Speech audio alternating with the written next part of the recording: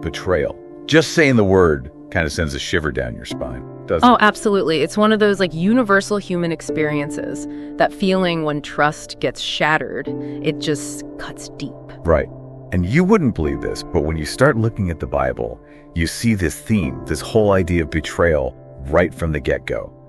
In the very first book, Genesis. Yeah, it's fascinating. So we're going deep today, exploring how this thread of betrayal weaves through some of the biggest stories in the Bible.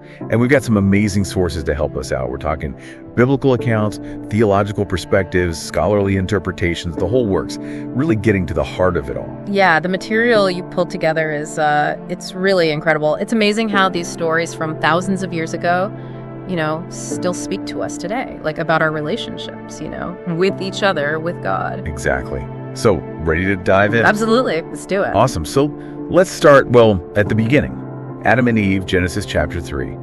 The serpent, the forbidden fruit. It's a story everyone knows. Right. But when you look at it through the lens of betrayal, it takes on this whole other level. And I was reading these pieces from Ligonier Ministries and Christianity Today, and they both make this point. It wasn't just about breaking a rule, right? There was a deeper break in trust going against God's command. What are your thoughts on that? Well, the thing that always gets me is the deception, how the serpent, he totally twists God's words and plants these seeds of doubt in Eve's mind. Right. And then Adam, he knows what God said, but he still goes along with it, betraying that trust he had with God, It's huge. And, those sources also talk about how this one act, it leads to these big theological ideas like the fall of man, original sin. Exactly. It's it's not just about eating some fruit. It's this choice to believe the deceiver instead of, the one who gave them everything. Right.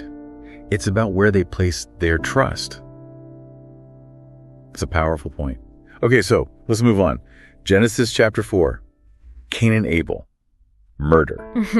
But, the Jewish Encyclopedia and the Gospel Coalition, they both point out there's also this huge element of betrayal here. Yeah. Like brother against brother, the closest bond you can imagine. Yeah. Talk about a violation of trust and the sanctity of life. Come on. It's dark. So what do you think? What does this story teach us about betrayal? Well, you got to think about Cain's motivation. Okay, so the Bible says he was jealous of Abel's offering. Yeah. But killing your own brother, that goes way beyond jealousy, Right. And it really makes you wonder what was going on inside Cain's head. Was he feeling ignored or, I don't know, maybe overlooked? And all that built up and boom, this terrible betrayal. It's pretty intense, and it kind of sets the stage for understanding how heavy these betrayals are, as we move through the Bible. Speaking of heavy, let's talk about the Psalms. Okay. Now, betrayal isn't the first thing you think of with the Psalms, right? Yeah. But there's this one verse, Psalm 41.9, that says, "Even my close friend in whom I trusted, who ate my bread, has lifted his heel against me." Yeah. And the Blue Letter Bible commentary, they really unpack the pain in that verse. Betrayal by someone you thought was a true friend. Mm-hmm. Why do you think it's so important that we see this raw emotion in these ancient songs? Well, I think it's the honesty. Psalm 55 goes even deeper into this feeling of being betrayed by someone you were close to.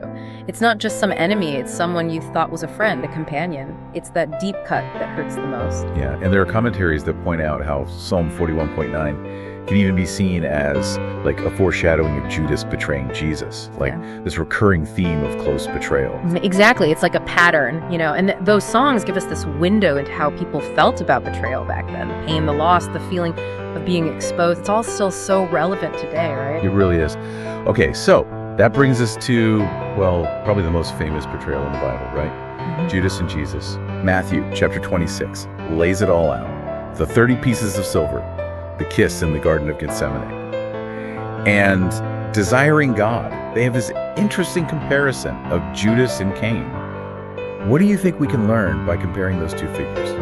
Well, think about it. Judas wasn't just some random guy. He was one of the 12 disciples. He was with Jesus all the time, saw the miracles, heard the teachings. That closeness makes his betrayal so much worse. It's really hard to wrap your head around. It is. And then there's the question of why he did it.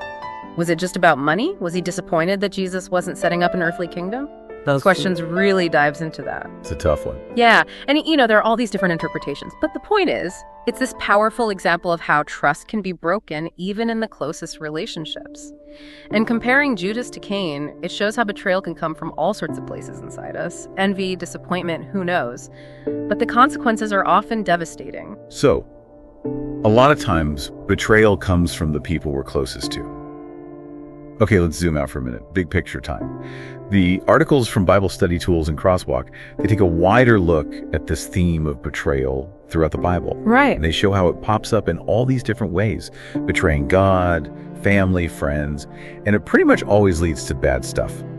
What are some of the big takeaways you see when we look at betrayal across the whole Bible?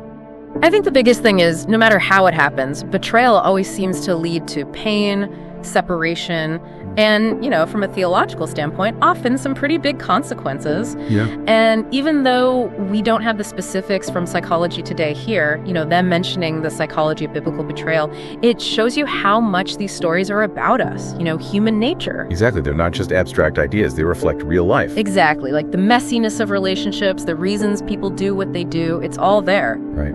And it's amazing how these ancient texts even deal with what happens after betrayal. Like, how do you move on from that? We've even got resources on forgiveness after betrayal from Focus on the Family, which, that's probably a whole other deep dive. Oh, yeah, for sure. For another day. But it shows you how important this idea is, how to heal, how to reconcile. It's a human need that goes way back. It really does. So we've covered some pretty heavy stuff today. The first act of disobedience, the betrayal of Jesus. We've seen how trust gets broken with God, within families, between friends. It's a lot to take in. It is. But these stories, even though they're tough, they teach us so much about human nature, about relationships, and about the challenges that have been around forever. You got it. And they still resonate with us, because we all understand betrayal. We've all experienced it in some way. It's that shared human experience that makes these stories so powerful. Right. So before we go, one last thought for everyone listening. Think about all the stories we discussed today. Which one sticks with you the most? And why? What does that tell you about how you see trust, betrayal, even forgiveness? It's worth pondering, that's for sure. It really is. Food for thought, Thanks for joining us for this deep dive. It's been, intense, but really insightful. Until next time.